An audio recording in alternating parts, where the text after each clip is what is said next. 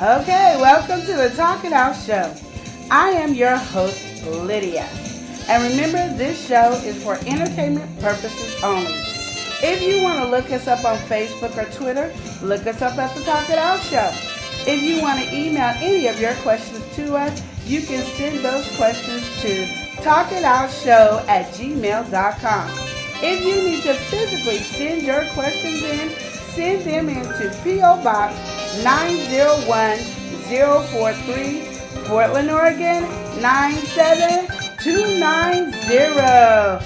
Okay, I guess I will introduce myself as Lydia. And hello, everyone. It's such a blessing to be here, and it's only me today. So let's enjoy. So we're going to go in here and have one of our wonderful questions to be able to answer, because we got to get these questions out. So hopefully I'll do good by myself. Okay, here we go. And this question is off of a Facebook question that was sent to me to look at, because I didn't know what I was going to do today, because the person that deals with our question is also out as well. So here we go. I am in my early 20s. I've been dating one of my housemates for over a year. He is my first boyfriend. We have an intimate but no penetration relationship. I think I got the wrong question, you guys. Oh, sorry. That's not the question. Let me go look. I do apologize for the inconvenience. There's some questions I'm not supposed to touch, so I'm going to go with this one. And I guess I was in the right one anyway. Here we go. So I'm going to start over because it was the right question. Okay, I'm in my early 20s. I've been dating one of my housemates for over a year. He's my first boyfriend. We have an intimate but no penetration type of intimacy because I'm not quite ready. Anyway, we were friends before living together, and something happened where we both needed a home. Our relationship had really progressed, but he's not a person that I thought I'd end up with. Throughout my teenage years, I always envisioned myself in a relationship with someone of a different race or culture. I really love diversity. I find some race couples to be boring, and I hate for my kids to be one race or culture.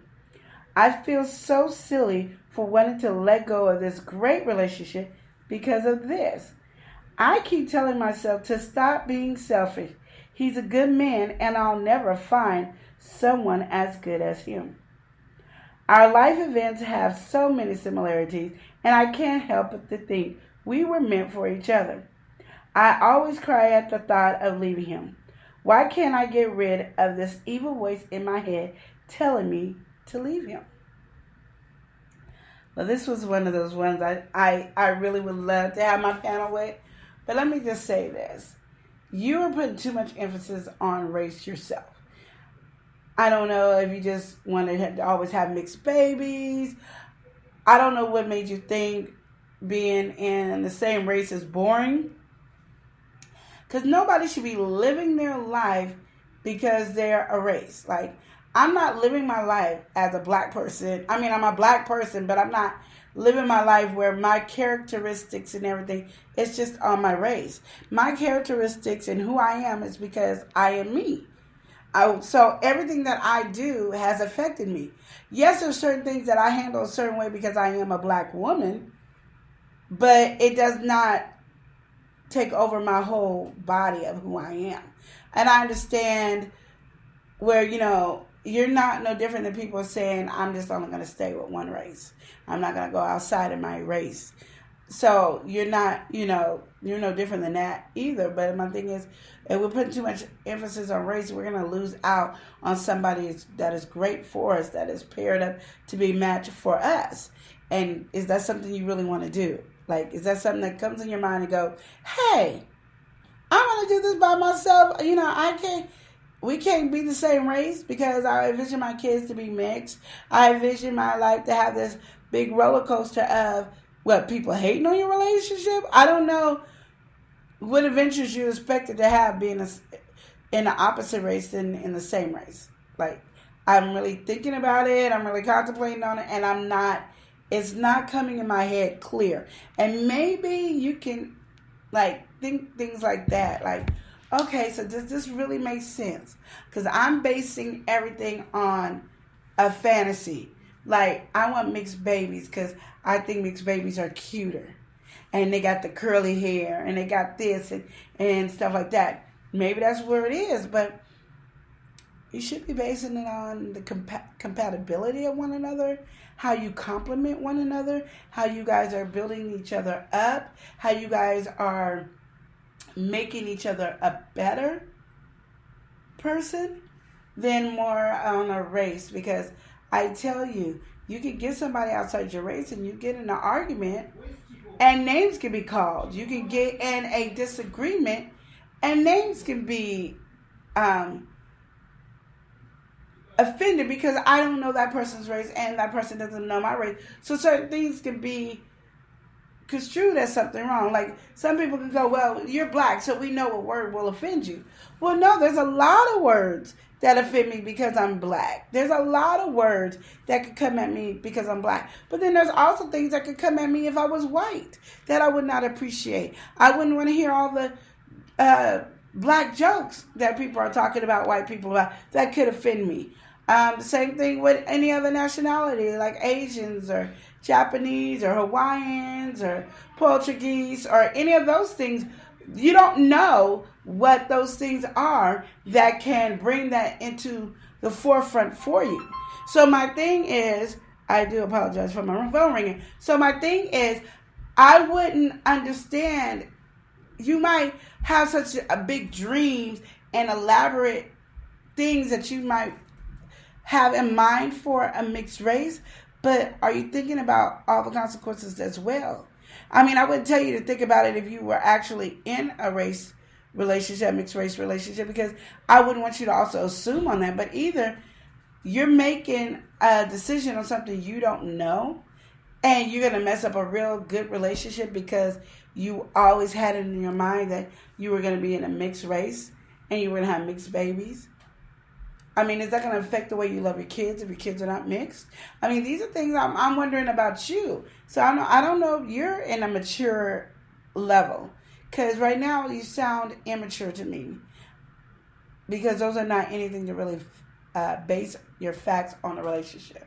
Like, I say that even when people are talking about dating outside I don't ever want to date outside my race. And that's me. I'm going to be honest. I said I never want to date outside my race. But what if I am more compatible with somebody outside my race? Because I believe I don't want to date outside my race, I'm going to let that person go. That's more compatible and we're getting along and he's treating me really good and all that. Am I going to let that go? And I say no, I'm not. I just haven't had the opportunity to meet anybody that I connect with, to bond with, to do that. But I've dated outside of my race probably once. Yeah, I think I did. I was in high school. It wasn't long, but it was once. And I enjoyed it. But in my head, because so many different things come to play in my life that has affected me, has made me on a journey of that. And a lot of times because I like dark chocolate men. I don't want a light-skinned man. I like dark chocolate. I don't want a caramel. Even though throughout my life I said I was married to LL Cool J. I mean, I even tell my kids this. I'm still married to him. My husband knows I'm still married to LL. And he has his wife. And I respect her. And we have this bonding relationship. And we play around and stuff like that. But my idea and what I love is dark chocolate. And I've always loved my race, the color of my skin. I never didn't love my color of skin. I never said, I want to be lighter. I did say I want to be darker, but now I've been really comfortable in the skin that I am, and I love who I am. But if I was single and I was able to date, I promise you, I would, for a fact, I would definitely give it a try if opportunity came. I'm not going to look for it. I promise you I wouldn't look for it. I wouldn't search for it. But if I end up having a friend that was another race and we started talking and we got along and we went out to eat and stuff, I guess it would be kind of like a date, but I wouldn't look at it as a date. I'm being honest.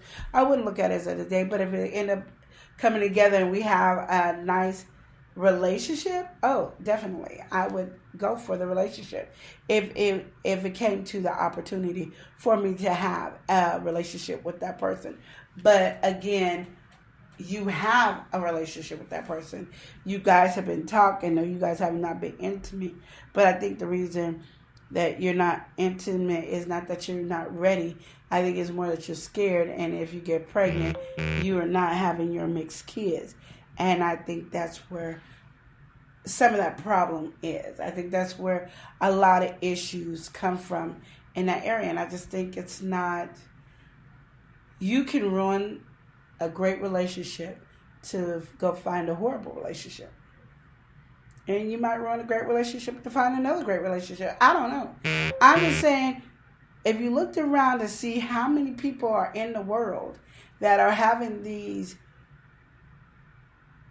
a hard time finding a good person and a good relationship, don't you think you should be appreciating and loving the person that you're with now and enjoying that?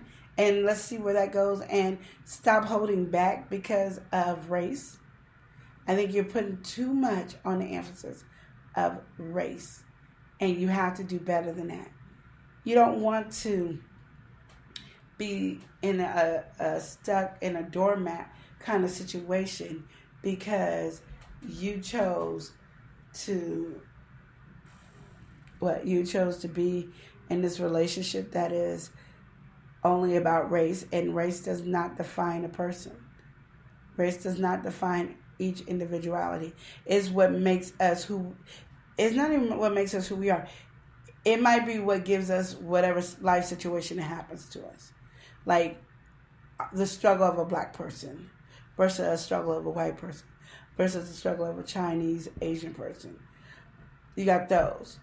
You got your history that you go to from a Jewish person and their Holocaust, and a black person of their slavery, and whatever the other races might have in their area.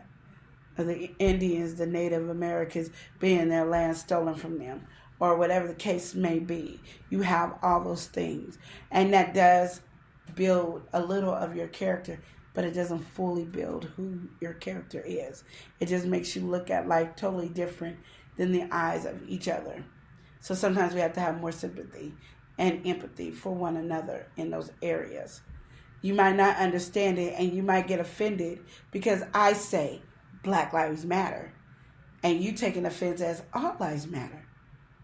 Okay, that's true. All lives matter. And me saying Black Lives Matter doesn't take away from all lives matter. You get what I'm saying? Just like me having breast cancer doesn't take away from somebody having colon cancer. Or somebody having colon cancer takes away from me having breast cancer. It's cancer. It's still killing us.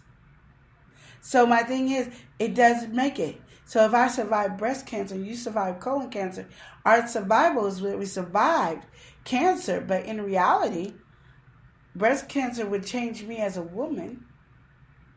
And colon cancer could change you as an individual because of the long term that it was, the short term that it was, the way it affected you, the way it affected your body. But guess what?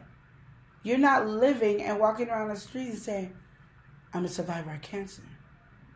I'm a survivor of Black Lives Matter. I'm a survivor of Holocaust. I'm a survivor of slavery. I'm a survivor of rape. I'm a survivor of molestation.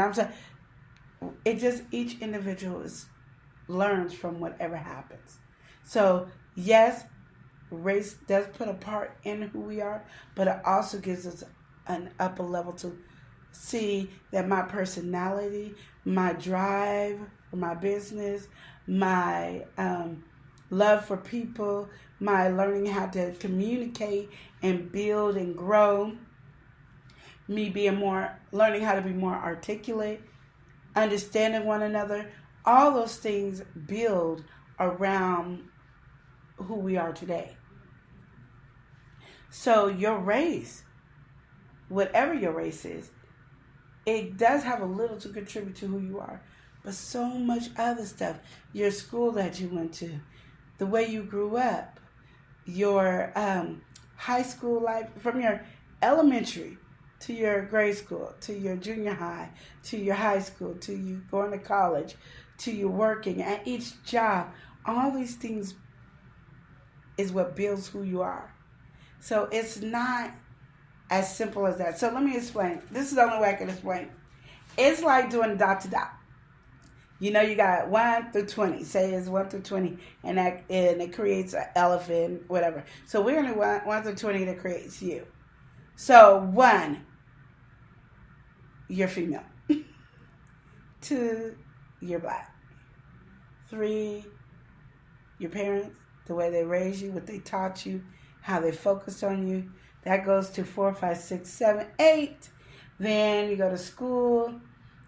Your education is building you to prepare for you if you're going to college or if you're not. Your life lessons that you learn with learning how to build friendships, how to build relationship with your boyfriends or girlfriend, or what you see. These things are all going around to build who you are, to get to number 20, to get the full whoever you are. So for me, to get to 20 is building Lydia. And all these different things are building Lydia. So if I got spit at school here, that's another number. If I was called a racist name, builds another number. It's not the full Lydia. It just builds. So when it builds, like anything that hurts me, builds a tough skin right here. So being spit at, rocks thrown at me, being called out my name and race, that might be 7, 8, or 10, 11, 12, and that gave me the tough skin. My heart being broken could be over here at 16, 18. Yeah, it just took 16, 17, 18, just went over it. It builds another tough skin. Looking at flowers and taking pictures and enjoying things, that's the soft side of me. Me crying at a movie and stuff is because I can feel and I have emotions and I have empathy of what they're feeling because I remember going through that. I had sympathy because I remember seeing it and I could feel it. When I hear something horrible, like somebody broke their leg and now my legs hurt, it's that emotion. All that creates who I am. And then number 20 comes and I'm Lydia. Now I'm a different person, so now I'm on a different journey. Now I went to school at 37 years old. And so I'm building another journey. Now this one was 1 to 20. And I made it maybe to high school. Or we can even say to middle school. Or elementary is everyone. Because every part of your season is building a new you. So think about that when you're a baby. 1 to 12 years old, that's 1 to 12. So each month you're growing and learning different stuff in that month. And then you say, okay, I'm in elementary school, pre-elementary school, or whatever it's called. And you do it at each one, and you go to the number level, and to get there, it might be even longer and longer. So now my journey from college, doing my bachelor's degree to my master's degree, gets me 1 to 40. And everything is building. And now I learn, okay, I'm taking what I learned in school and I'm putting it over here. Ooh, that hurt. People not listening to me. People not understanding what I'm saying. I have to now learn how to talk and retrain myself on the way I speak. Because I want people to listen to me and believe me and pay attention. I need to learn how to do this now. So this is my part of my life where education of life and education of school, education of my religion, education of this is all building. Education with my husband and my kids. All this is my education part. That I'm learning everything. These are things that you have to put in place. Sorry. When you do a show by yourself, your throat could dry. But those are things that you want to say, hey, I understand. Like I was even talking to, and I can go all over the place, and I am. I was even talking to, like, my mother yesterday because we were watching this show called Married at First Sight. And I was like, oh, it's a really good show, but I see the downfall of it because you're saying you're legally married, and I am putting it in quotations, legally married, but after this certain amount of time, you get to choose to be divorced or married. Well, if you're legally married, you should not have an opportunity to have a choice to be divorced. You chose to be married. You should be married. And one of the couples that, a lot of people go, oh, they're a good couple, and the girl's been with the guy through his grandmother died and then everything. And I haven't finished watching the whole show, so I'm still watching it. And I'm started on season 9. Didn't start on season 1, started on season 9. But I'm looking at this, and and what he said, and I thought it was the most ignorant thing. And he said, I believe she only wants to stay married to me because she wanted to be married. And I said, isn't that why all you guys got on the show? It's because you wanted to be married. Marriage is not easy. It's not something you can do and only lasts 8 weeks. So if it's really, truly, legally married, like they said, because I'm a person, if you get married, try your best not to get a divorce. Like, divorce should not be an option in your marriage. The one moment you leave divorce as an option in your marriage, you will not work your butt off to do it. So as they're saying is legally married, my quotation, they still have an opportunity to say, yes, I want to stay married, or no, I don't. And it's funny because I keep telling this one couple to stop saying divorce, divorce, divorce. But you guys, as the show is doing it, what you should say is, after 8 weeks, you're on your own. And once a month, we're going to have you guys do retreats. And when you're talking, we'll come and check on you throughout each of the month to see how you guys are doing, to work on different things. But the cameras won't really be on you except on these times when we're talking to you and you're telling us stuff.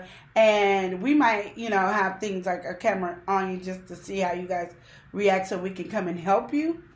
But our goal is to see. So for 12 months, you guys are living together and working out because you need time to get to know each other. There's nobody going to be able to get to know. And you're shoving 8 weeks of saying you're going to have this fantastic marriage, you're going to fall in love and all. But everybody been through a journey in their life already that you can't put time limit on it.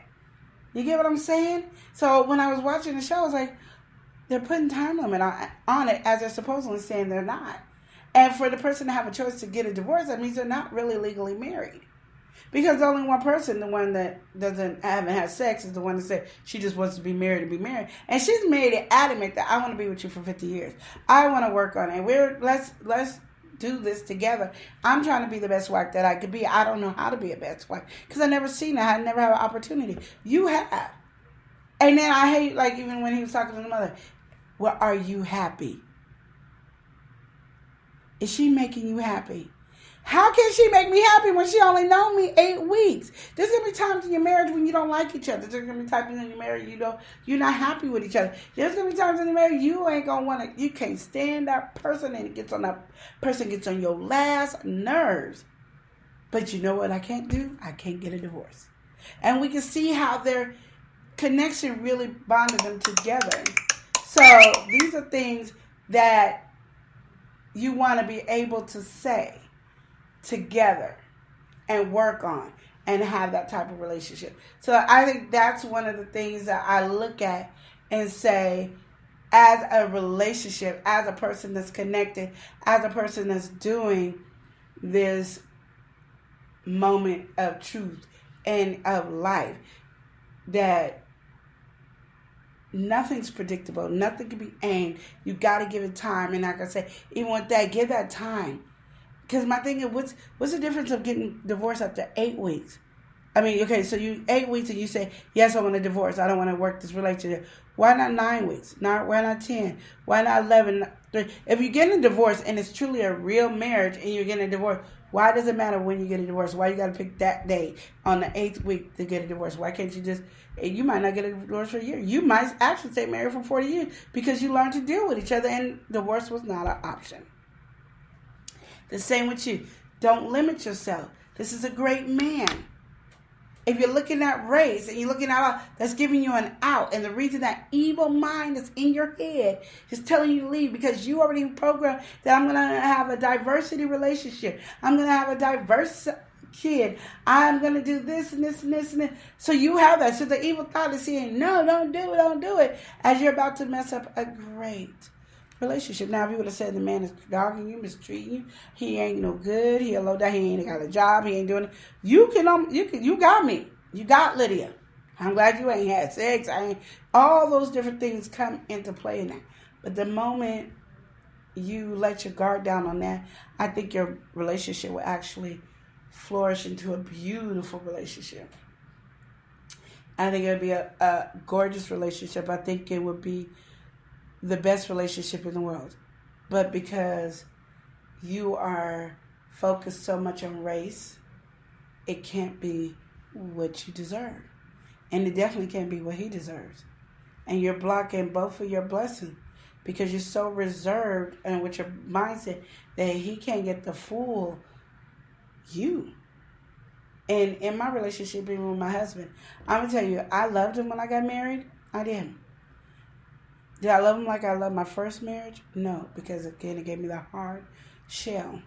I didn't let anybody get in because it was all about him in my first marriage. I just put my all in him, and it was all about him. And he didn't feel the same, or it could have been too much pressure. Again, not knowing how to deal with marriage and stuff, you don't. So if we would have had 8 weeks, we probably wouldn't have made it. We only had 3 months, we wouldn't have made it. But the option in both of our heads is there's no thing as a divorce. There's none. So there's a lot of trials and tribulations that we had to deal with to make it. But the good thing about it is I wasn't holding back. It was just I didn't know how to let go. I'm sorry, you guys. I didn't know how to let go through my journey. I didn't know how to let go because I got hurt so bad and I didn't want to get hurt again. But I love you. But now I got to really fully trust you. And that is the thing that you're not able to let go of. Because if I would have just held on to hurt that my first husband did, my marriage now would not have been a success. And we would not be able to grow. And every day of our life and every year of our life, I love him more. And he loves me more. It's like a beautiful, gorgeous relationship to watch amongst each other. And it is awesome. And we are excited in our relationship. And I think with that being exciting in our relationship, we're able to show that to our kids. So they'll know what a great marriage is. They get to see the ups and the downs. And because we're so open and we're really good at communication. Not saying we're perfect at it. We learn all the time about communication. But because we're good at communication, that we don't argue as much. And because we learn in premarital class how to argue, we don't do anything that hurts each other. Because we're as one. And that's something it took a lot to learn. And so now my husband is my best friend. My females are my sisters or their friends, but my husband is truly my best friend. We talk about everything. We gossip with each other, and we know it ain't going nowhere between each other. We talk, we love, we laugh, we stick up for each other even when we're wrong.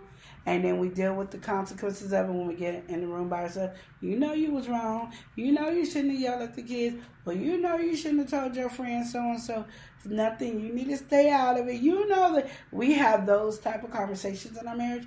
And it's a thing that works. But we had to create our own. And you have to say, you know what? I refuse to let race be something that stops in our relationship. And that's something only you could do. Nobody in the world can do it. Nobody in the world can say, oh yeah, this is it. This is how you do it, blah, blah, blah. Nobody in the world can do that. Only you. And so you want to remember that. And you don't want it to go any further than that in your relationship. Work hard and strive and let this be success. Race shouldn't have nothing to do with it. And I said all that, and I'm so proud of myself because I did 30 minutes to tell you that race has nothing to do with your relationship. It's only got to do with you and who you built up to be. And I really hope that was something that helped you.